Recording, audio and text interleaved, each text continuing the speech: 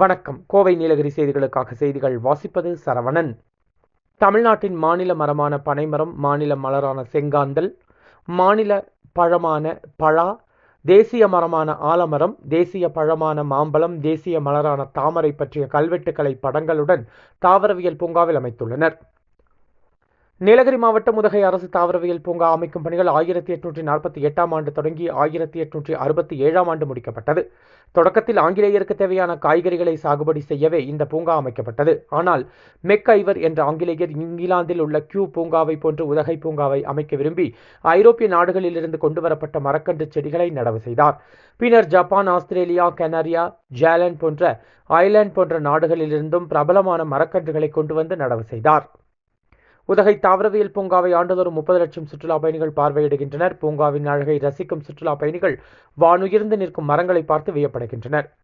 இந்த நிலையில் தமிழ்நாட்டின் மாநில மரமான பனைமரம், மாநில மலரான செங்காந்தல், மாநில பழமான பலா, தேசிய மரமான ஆலமரம், தேசிய பழமான மாம்பழம், தேசிய மலரான தாமரை பற்றிய கல்வெட்டுக்களை படங்களுடன் அமைத்துள்ளனர்.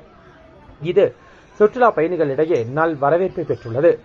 கோவை நீலகிரி செய்திகளுக்காக எமது சிறப்பு செய்தி ஆசிரியர் தமிழ் வெங்கடேசன்.